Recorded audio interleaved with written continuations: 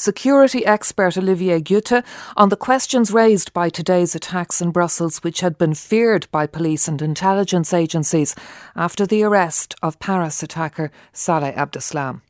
The Prime Minister of Belgium mentioned on Saturday that an attack was imminent on Brussels and that 30 jihadists were on the loose. So I don't understand at that point why the terror alert was not raised to level 4, which is the highest, when they had that kind of intel. And securing the airport and the metro stations are the basics when you look at security.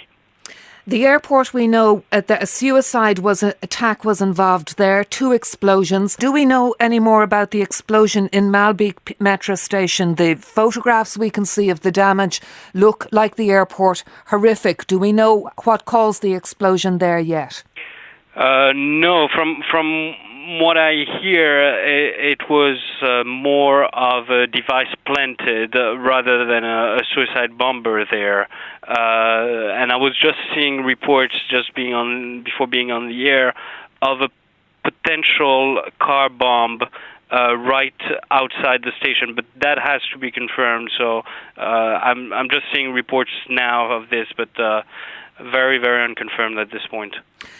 The city is in lockdown, extra police and soldiers, the terror alert at its highest level. But while the authorities can do all of that, only intelligence is going to solve these problems. On the basis that it took them 4 months to find Saleh Abdeslam, on the basis that it hasn't been possible to stop these attacks after his arrest, is the intelligence doing its job?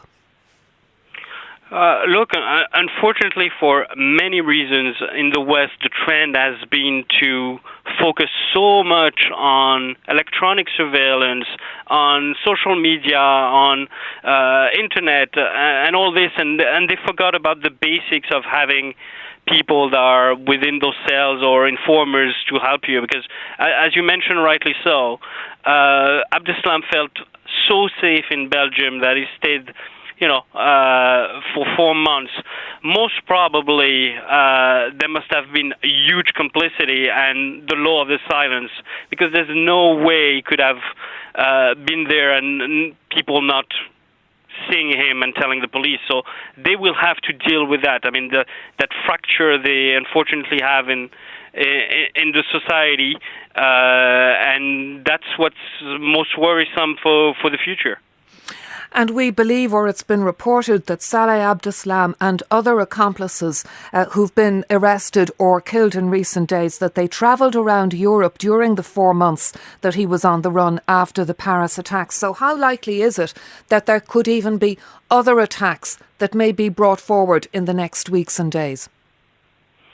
Look, I mean, we've seen the nightmarish scenario for security services are exactly what you're saying: coordinated attacks on the same day in different cities in Europe. So what I'm concerned about is, as well, France, the UK, and Italy are prime targets for the Islamic State. I mean, they've specifically made threats and they have to act on them.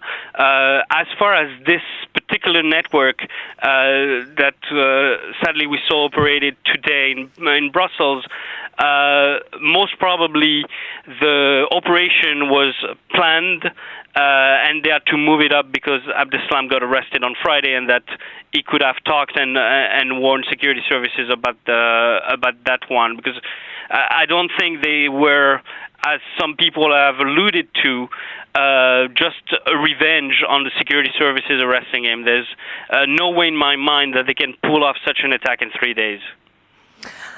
What do we know about the capacity of any of these IS cells in terms of bomb making? Because we had suicide bombs in the Paris attacks. Again, it appears here a possible suicide vest. So how sophisticated the bomb making level, how hard to get the level of explosives needed?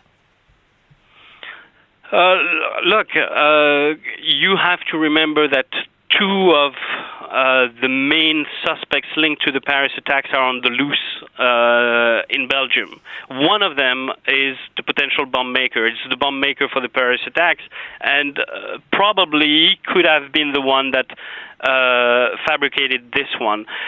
It's unfortunately not difficult because they get this training in Syria and Iraq, and that's why it's very important for people to remember that returning jihadists are still one of the main threats to Europe, and they get this training and expertise, and then they can find, if you will, the elements to fabricate the bomb in Europe. And that was security expert Olivier Guta speaking to me a little bit earlier about the security questions raised by today's attacks. These just, of course, the initial questions and the initial hours.